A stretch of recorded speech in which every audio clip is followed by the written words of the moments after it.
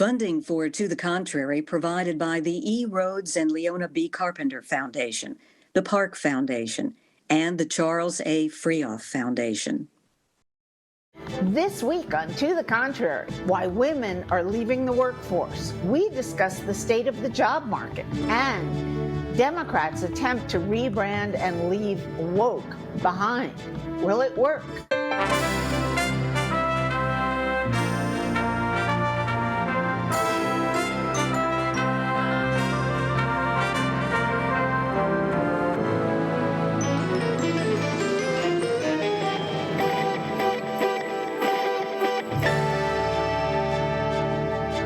Hello, I'm Bonnie Erbay. Welcome to the Contrary, a discussion of news and social trends from diverse perspectives. Up first, women and the economy. American women are leaving the workforce in large numbers, driven by return to office mandates, shrinking childcare support, and federal job cuts. Black women are hit especially hard, losing jobs at a faster rate than any other group. Meanwhile, President Trump's Bureau of Labor Statistics nominee has hinted at suspending monthly job reports. Critics say this could obscure how women and women of color are doing in the job market. Joining me are feminist activist Erin Matson, Center for Equal Opportunity founder Linda Chavez, Democratic strategist Patricia Sosa, and IWF policy analyst Neeraja Deshpande. Erin Matson, how are women, and particularly women of color, doing in the job market? Bonnie, they're doing terribly, and it's going to hurt everyone. We're already losing immigrants out of the labor force because of deportation. If we start losing white women and Black women as well, we'll be in real trouble. Canary in the coal mine. It's a sign that there's issues with the workforce, and do not think it's just the other people, they're Black women, and I'm not, it's going to impact everybody. The entire labor market is undergoing a lot of changes, and that's okay. Change is a part of the labor force and of companies and of the government. Restructuring happens and everybody gets affected, not just women and not just women of color. We have a president in the White House who is, if you just look at his cabinet, it has many fewer women and women of color involved at the top levels of his administration than prior presidents. Does that, do you think, have anything to do with it? I mean, I see plenty of women. I see his press secretary, for instance, Caroline Leavitt. I see women like Tulsi Gabbard. I see women like Susie Wiles. There are lots of women in really prominent public-facing roles. And I don't think it's necessarily fair to say that those women don't care. There was a recent Wall Street Journal article, actually, about conservative women having it all and how conservative women are really stepping up in this Trump administration and balancing family and career and really, I think, promoting women's empowerment in a way that looks different from traditional, maybe liberal women's empowerment.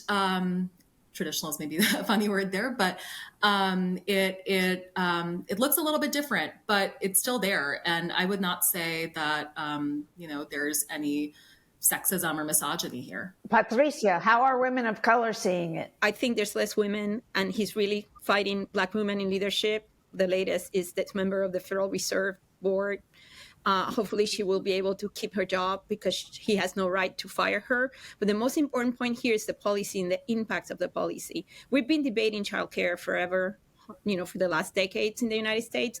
We know that's what women need in order to stay in the workforce, particularly during the period of child rearing. And they're cutting all of that, absolutely all of that.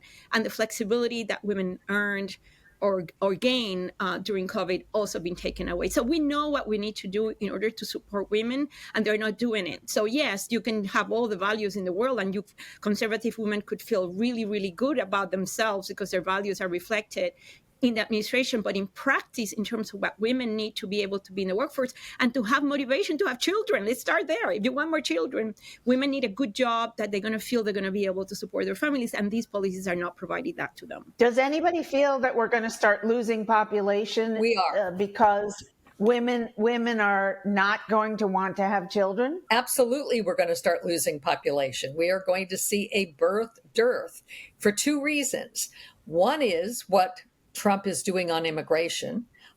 In fact, it is immigrants who have slightly more children than American born, of all ethnicities, by the way. Mexican Americans have fewer children, for example, than Mexican immigrants do. So we're going to see that. But there is an important thing that's going on in terms of the cuts in the federal government.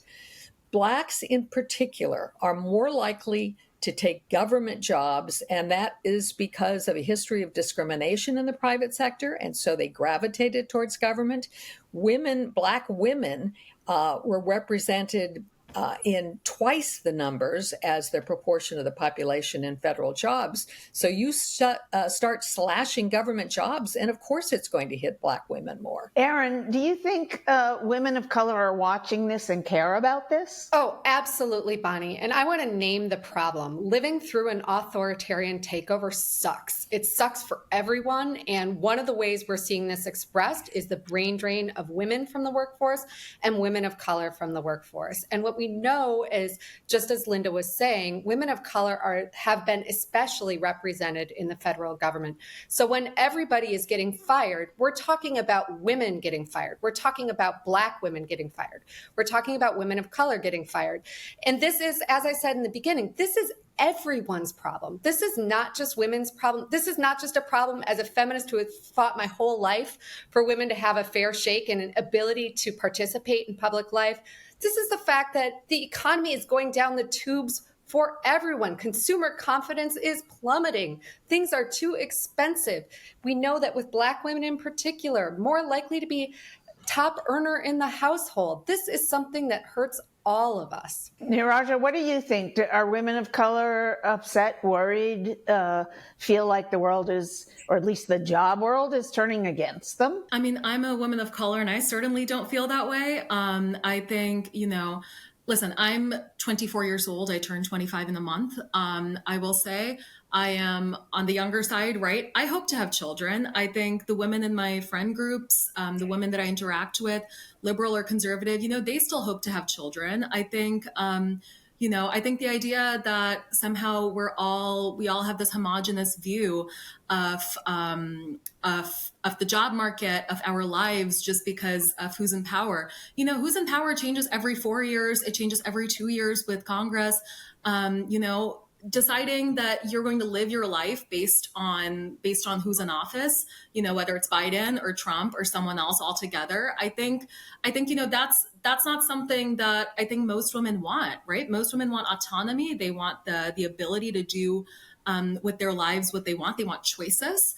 Right. And I don't think, ceding those choices to Trump or to Biden or to Obama or anyone for that matter is really something that we're necessarily interested in. And I don't think that there's one homogenous way that women of color look at things. I have friends who are more conservative than me, who are women of color. I have friends who are less conservative than me. Everyone has different jobs. Everyone has different careers. Everyone has different sort of skills that they bring to the job market. And so I think, again, there's restructuring going on. Certainly things like AI are coming in, things like, even just, reevaluations of what companies need after big hiring surpluses in 2021. Things change, but that's not necessarily, a good thing or a bad thing. It just is. And, the sooner I think people accept that, the better their own lives are, because they realize they have autonomy and, that there are things beyond their control, but that insofar as there are things within their control, they have autonomy. Who thinks that people of color, women of color, are noticing what is going on and are going to rebel at the voting booth next year? Absolutely. Well, they never voted for Trump to begin with, and it's probably one of the reasons. But let me differ from my colleague, conservative colleague, because we're not talking about choices of like, I like my president or don't like my president. That's a very superficial analysis. We're talking about the policies that impact people's lives and ability to work and to take care of their children. That's what we're talking about. The companies have a choice to let women with children to stay and work from home. They were able to do it during COVID. They certainly could do it now, but they decide not to do it. Why? They're mostly men making the decisions. They have motivations from, the White House not to do it because they're own real estate and they want people to be in the building. So their buildings that are their investments, keep their value. They don't want the change. You're right. Things are changing, but they don't want the change because that change doesn't benefit their economic interests and is at the cost and the difficulties and the barriers for working moms, which is for the reason why in the last 3-4 years, more and more working moms were staying in the workforce because they had the flexibility, and now they're taking that flexibility away, and that is not necessary. They could keep that flexibility. Does anybody think we would be seeing, I don't know about riots in the streets, but, protests and more women speak, especially women of color, speaking out and saying, this is happening to us and we don't want it? Hey, Bonnie, one of the ways I think this is going to express itself, people are obsessed right now. What is the Democratic Party going to do? Let's go back and center. Black women are the most reliable voting base in the Democratic Party. And so I think one of the things that we are going to see is that the Democratic Party message is likely to include a lot more on unemployment and economic security because its most loyal base of voters is experiencing this downturn of being shoved out of the workforce. Let me just weigh in as a conservative with a slightly different approach than Neeraja's approach. Conservatives have always believed that in order for an economy to prosper, you had to grow the labor force, you had to grow the workforce. And in fact, what we've been seeing, and it isn't just under the Trump administration, we have been seeing a shrinking labor force. That is not good for the economy. It's not good for men. It's not good for women.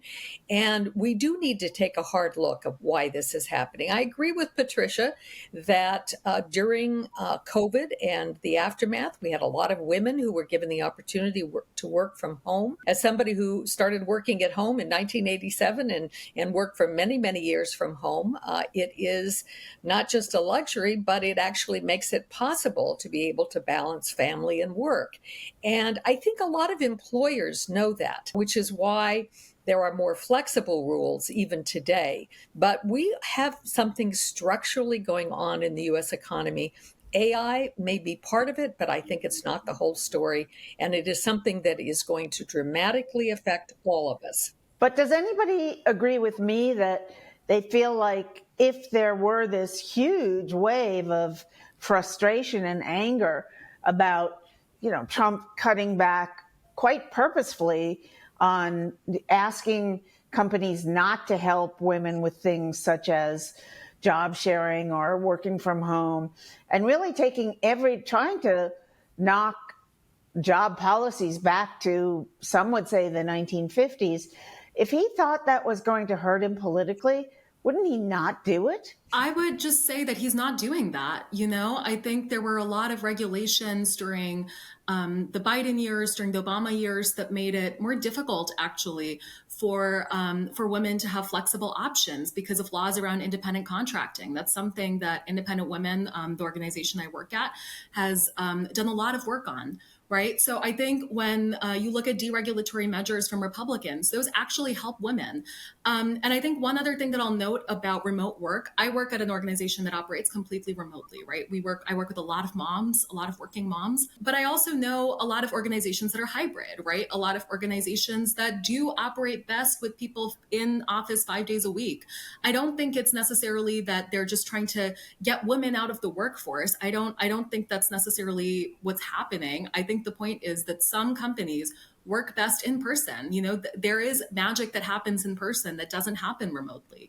And there are things that, happen remotely that don't happen in person. Every organization has different needs. And to say that, just one remote approach works for everything, and to say otherwise, to say anything else is sexist, right? To cut remote options as sexist. I don't think that makes sense. I have a lot of friends who are engineers who can't do anything outside of the office just because their work relies so much on collaboration. Doctors can't do that. Nurses can't do that. There are jobs that just can't. Factory workers can't do it for the most part. Factory workers can't. And honestly, retail workers can't, right? We're talking a lot about, professional women who are able to have, careers, right? But that's actually a minority of women. Most women have jobs, not careers. So retail workers actually have to show up. And do we not think that retail workers are mothers? Do we not think that retail workers are caregivers at home to maybe elderly family members, disabled family members? Those are things that women tend to take on. So I don't necessarily think it's all about, remote work versus not. It's about the fact that after the pandemic, there were more options. Again, there were more choices, and some companies have chosen to return to office just because that they know that's how it works best. Independent Women's Forum has been operating remotely for years, so we did not go to any office, ever. I think, since I think 2011.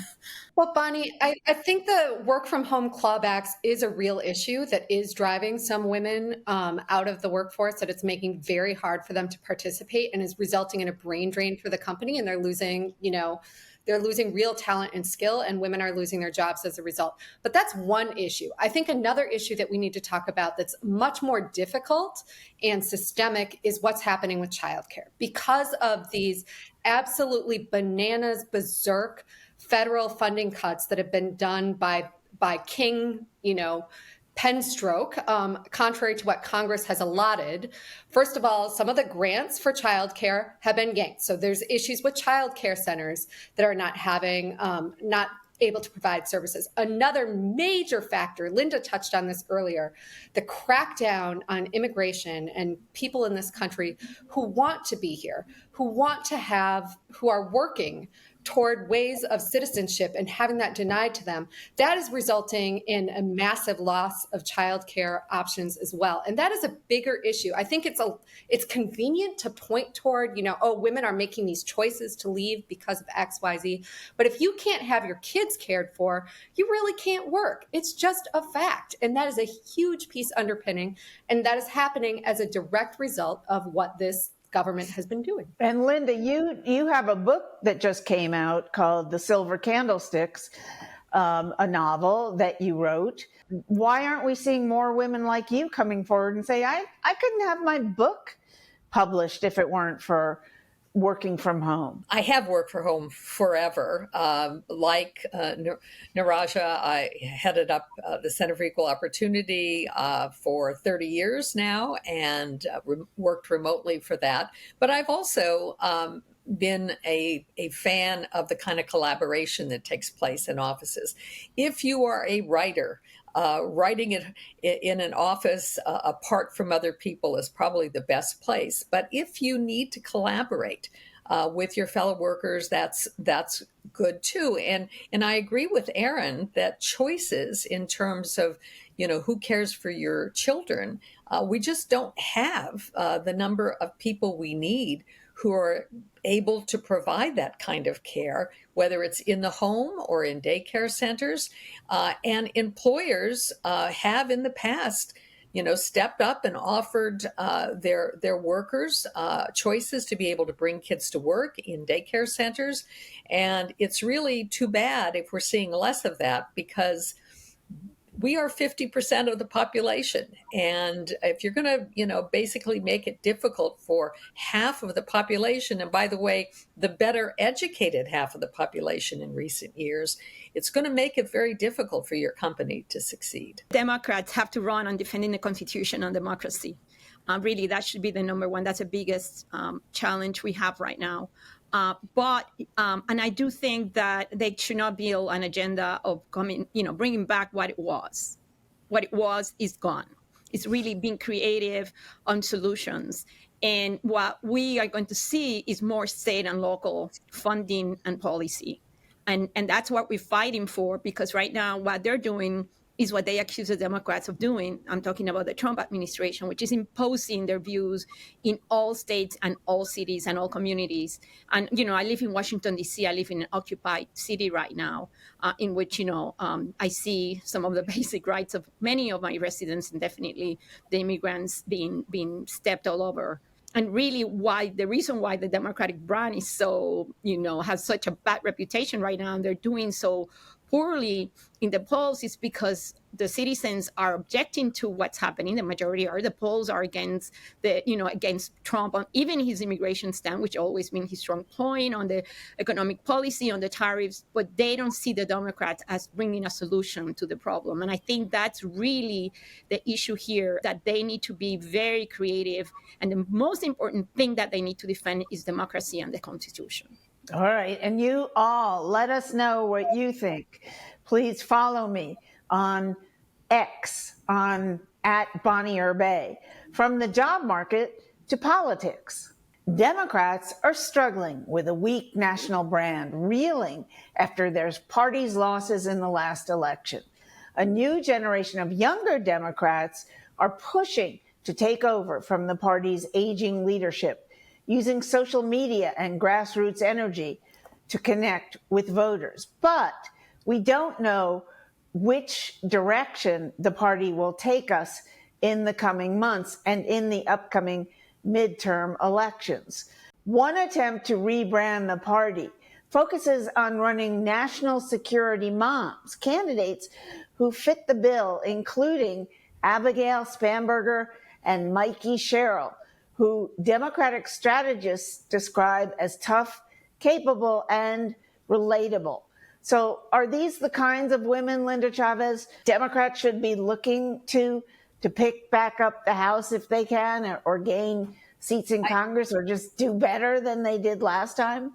I think they have to look more towards the center, more towards moderate voices. I think the era of woke is over. And I think that Democrats alienated a whole lot of people with rhetorical issues that really didn't matter to huge numbers, but served Republicans very well because they could use it sort of as a battering ram against Democrats. But, you know, sort of picking up on some of what we talked about in the last segment, nobody likes chaos. And unfortunately, well, I wouldn't say looking at who's running Washington these days that nobody likes it.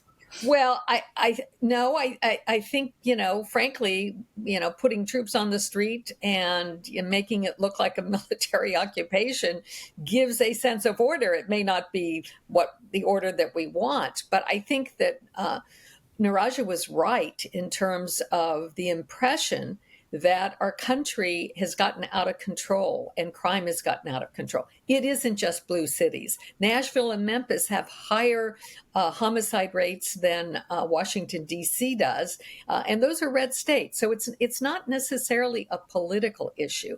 It is an issue of doing something effective. And people like Spanberger and Sherrill, two people, a woman running in Virginia for governor, another in New Jersey. They're talking the kind of talk that I think is going to be appealing to more voters. And Democrats would be very well advised to look for more candidates like that. Erin, if you were advising the Democrats what issue to run on in the upcoming midterms, what would you be telling them? Well, I agree with much that has been said by my esteemed colleagues here. I will say that I think the number one issue is freedom in this country, that we are in the midst of an authoritarian takeover.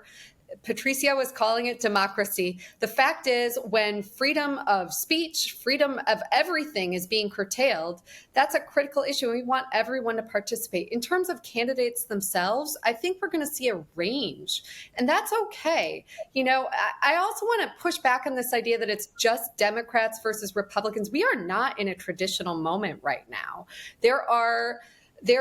We're in a fight of truly, are we a nation that abides by the rule of law? Do we heed the Constitution? I think that appeals to a lot of people. I'm excited to see the rise of the so-called national security Democratic woman.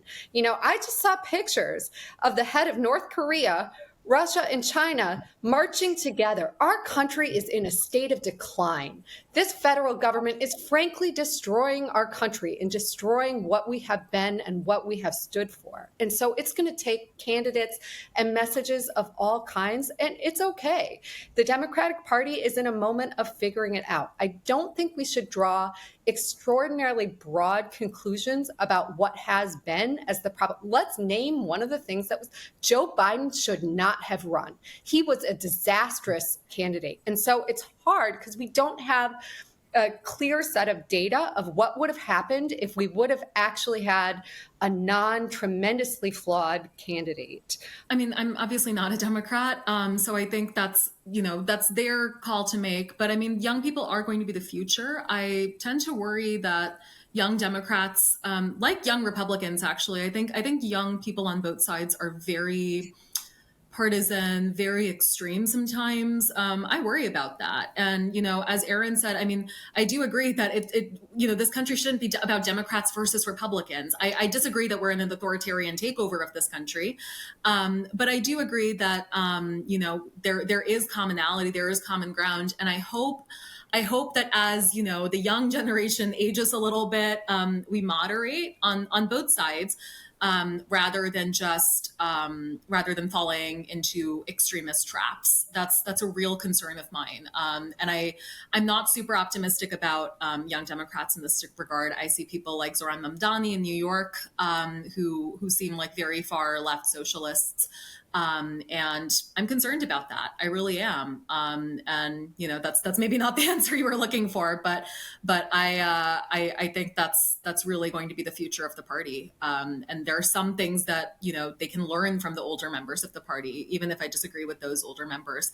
And that direction toward moderation is really a helpful one. That's it for this edition of To the Contrary. Keep the conversation going on our social media platforms, Instagram, Facebook, X, and TikTok.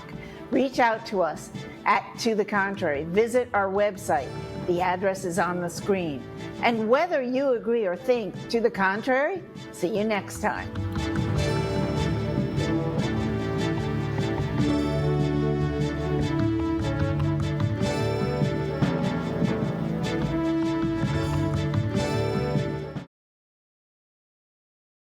Funding for To the Contrary provided by the E. Rhodes and Leona B. Carpenter Foundation, the Park Foundation, and the Charles A. Freoff Foundation. For a transcript or to see an online version of this episode of To the Contrary, please visit our PBS website at pbs.org/To the Contrary. You're watching PBS.